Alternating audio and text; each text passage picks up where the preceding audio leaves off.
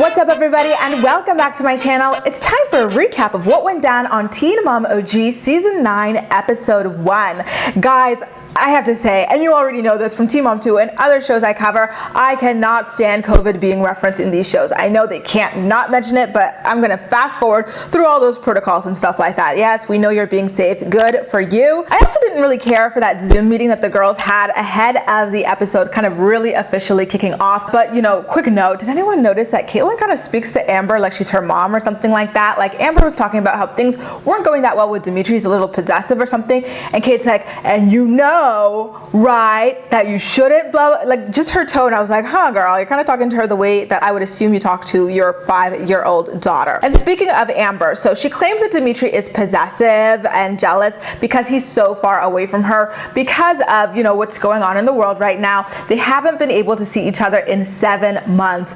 Is anyone else quite surprised that she managed to last in a long distance relationship for that long? Over in Oklahoma, Mackenzie McKee regrets falsely accusing her husband Josh of having an affair with her own cousin, but he is just not having it. That man moved out and ghosted her over like the rumor, which absolutely tarnished his reputation, and I don't even know that that is something that he can ever 100% get back. Like there's always going to be those people who heard that rumor, and I'm sure that haunts him in some capacity. Trying to mend the rift between the two of them, Mackenzie picks up her phone and calls him asking for a sit-down conversation, and he tears her a new one for constantly running to the press and social media about their marital problems.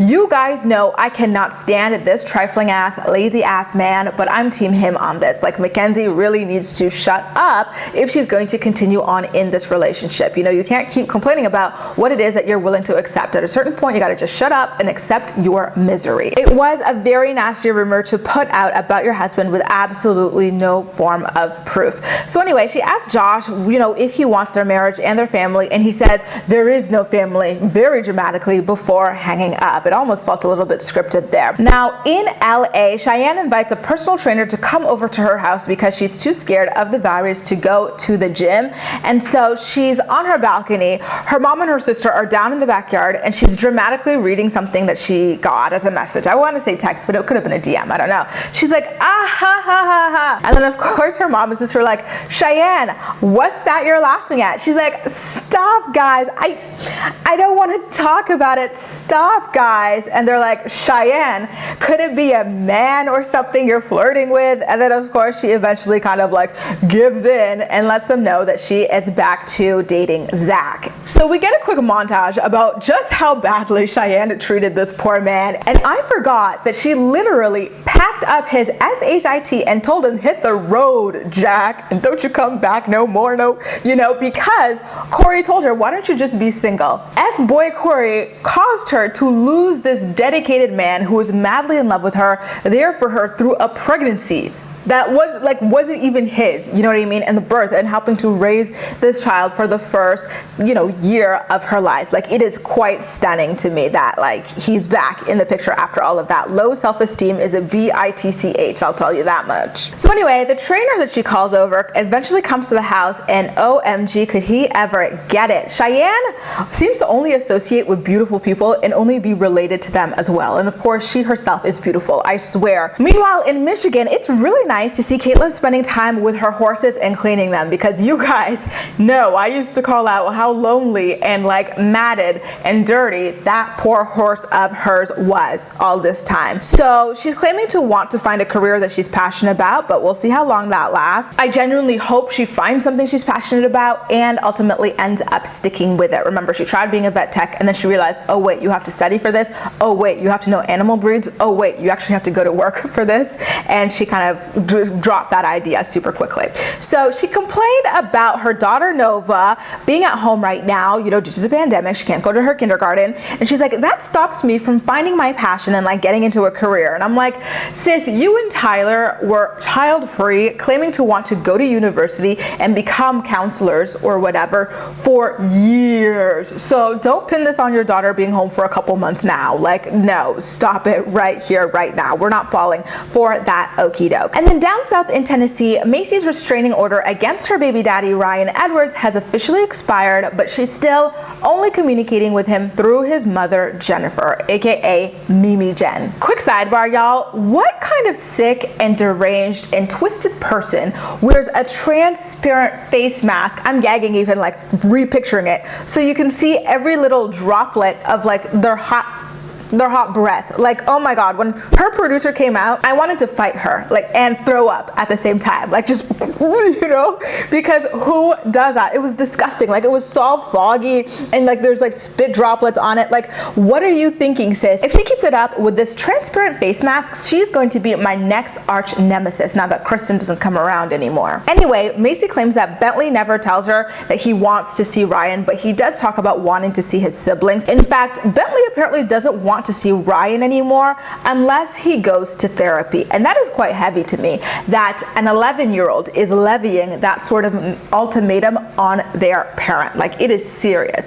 And I'm proud of Bentley, but I'm also like kind of like, oh, I feel bad that I even know this about Bentley, because this is some real hardcore stuff that's not necessarily entertainment. You know, it's quite sad to know all of this. Like, I know nothing about Maci's marital issues, but I know everything about the rough stuff that this child is going through with his father. Back up north to Indiana, Amber claims that she sees her son James about 2 to 3 times a week, and that it's typically at Gary's house. And she claims that it's so that her younger sister Leah gets to see James like really often as well. But I think it's because she wants Gary and Kristina, and heck, why not even Leah, to do the heavy lifting for her while she texts or Skypes or whatever it is with this Belgian guy that she's been dating. Speaking of that guy, she FaceTimes Dimitri to show off how jealous he is, and you know, she gets a notification, she swipes down to look at it, which usually makes like the screen blurry in WhatsApp, and he goes, "Who's that? Is that your man?" And she's like, "Calm down, dude." And I'm like, are you kidding me? Like, he's coming off really crazy. Then we flip over to Gary's half of the segment, and he is still simping over Amber and babying her, you guys. Like, he takes a break from polishing his tomatoes that he grows in his backyard to tell us that he's been to Amber's house like every day this week, and that he's checking on her. And Kristina's like, "Oh, you are more than just checking on her, honey. You are helping with her car, her grocery, and her medicine. It's like she's your second wife." And she's not even like upset about that. Like, they're both like kikiing, like they're doing like something like nice and noble. But I'm like, what the hell, guys? She is like 30 years old. I would not, as a wife, be comfortable with that at all. Like, Amber has more than enough money to hire a live-in housekeeper or a house manager or whatever it is to help her with these things. It is not Gary's responsibility. He's got his own family over there, so it's quite weird. Kristina then says that Amber's become like their teenage daughter, and again, they both laugh about it like it's even something that they should be proud of, when they really should be ashamed of themselves for enabling an incredibly abusive like psycho, right? And let's not forget all the victim blaming that they did towards Andrew last season, when Amber allegedly attacked him wielding a machete while he was holding their child. Meanwhile, down in LA, Cheyenne talks about how long Zach has been around, and you know, it again solidifies my belief that he deserved a lot better than what it was that he settled for with her. Over in Oklahoma, Mackenzie sits down on the porch with her dad to tell him that she hasn't been a good wife, and then she asks him whether or not she should give up on her marriage, and he of course tells her to continue to suffer in that toxic mess. Now we're transported to Ryan's house, where Maci's producer Lorraine pops up with that nasty ass mask again. I am officially called, I need a new name. She can't be my arch nemesis because, you know, Kristen holds that special place, but I need something that illustrates my contempt for this producer and her damn mask. Anyway, she and her hot ass breath ask Ryan about reaching out to Maci now that the restraining order has expired, and Ryan of course claims that Maci's accusations were false in the restraining order. These addicts, man, they just live in their own freaking world, right?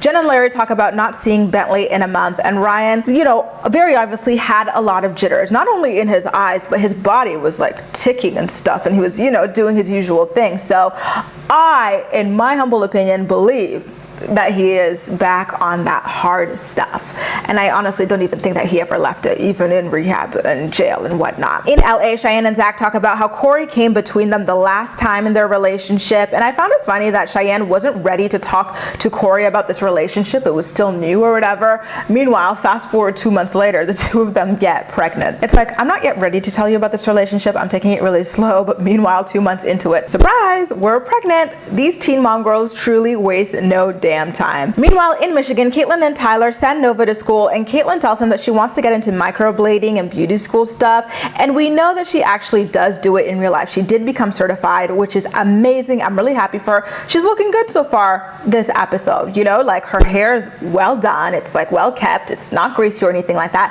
It's a beautiful jet black color with like purple highlights or whatever in it that I really like. And so I think this is something that is really going to help her feel good about herself and like stay active and like stop ruminating. Her conversation with Tyler about really needing to have a sense of purpose outside of being a mom was also rock on. You guys already know how I feel about that kind of thing. And then we go back to Tennessee again really quickly, where Maci sits down with her son Bentley in the backyard to ask if Jen, Larry, or Ryan talked to him about the therapy thing. Remember, his ultimatum is, I don't want to see Ryan unless he agrees to go to therapy. And then Bentley says that no, none of them ever talked to him about it again. And y'all, this boy, he used to look so like happy and glowing and like just beautiful. And he still is like a beautiful boy, but like now he's looking like really stressed and sad. And I genuinely like am heartbroken for him with all that he's going through with his dad. And so Maci's like, what about this? What if I just set the appointment and then tell your dad to just be there? Would you like that? And he says yes. I get the sentiment, but at the same time, I'm really scared for Bentley. You know, the feelings of rejection and stuff and like worthiness, lack of worth that he's gonna feel if Ryan inevitably does not want to go through with this. You know what I mean? I kind of feel like to save his feelings a little bit, maybe it would have been nicer to set the appointment, tell Ryan, Jen and Larry, Ryan needs to be here at this point, and then tell Bentley once it's all confirmed that that is what she's gonna do, because she already knew that Bentley wanted Ryan to do therapy. So you know what I mean? Just like try to be as sure as possible before bringing it up to him. Up north in Indiana all over again, Amber complains about Dimitri obsessively contacting her. So he then FaceTimes her and acknowledges that he overly messages her, and he laughs it off. And it's like, yikes, dude, you are old enough to be somebody's grandpa. Meanwhile, you're over here harassing a mentally ill 29-year-old girl that you've been stalking through a show called Teen Mom in your old age. Please do better. As much as I can't stand this girl, I gotta say, I'm proud of Kung Fu Portwood for telling him, listen, this is not a healthy dynamic and we aren't in a relationship. Peace out. Gary then comes over to check on his eldest daughter, who then tells him that, listen, I broke up with my boyfriend. So there you go, you guys. Yet another man who was introduced to Leah Shirley after what, like 2 dates, literally, who is out of her life. It truly is a revolving door when it comes to this toxic ass chick. And in the final scene of the episode, Mackenzie calls her husband Josh and asks him if he still wants to be married, and he says no before abruptly hanging up on her. And then her sister comes over to talk about everything, and Matt cries like, what would my mom say if she were here right now? And I really hate when she thinks this, because listen, we watched her mom over the years, and her mom wanted her to suffer so badly. Like, oh, your husband's cheating on you? Stay. It's Christ-like. Oh, your husband is like being verbally abusive to you. He's not helping you with this, that, the other. You have to stay and like deal with it. Like, you've got to look at everything that's wrong with you. Didn't she blame Mackenzie for the cheating and stuff like that too? Like, I don't want her thinking like this. Her sister claims that her mom would be there supporting her and whatnot through her decision to, like, you know, kind of call it quits on the marriage. She'd be like, oh, like she would know that you tried your hardest, but I don't think that's true. I think that Angie would have still been pushing for her to suffer more. And, you know, it just makes me sad, because it's not just Mackenzie here. Like, they've got all these kids together who really see and like hear and feel the vibes of this toxic dynamic, and I hate to see her encouraged to stay in something like that. But anyway, at least it seems as though the family is finally pushing them to separate, but spoiler alert, they're still together. Anyway, you guys, that does it. A recap of what went down on Teen Mom OG Season 9, Episode 1. But as usual, I'm more excited to hear what you have to say about everything. So please make sure to let me know all of your thoughts and opinions in the comments section down below, and we'll chat. That's all for now. Thank you so much for watching, and I'll see you next time.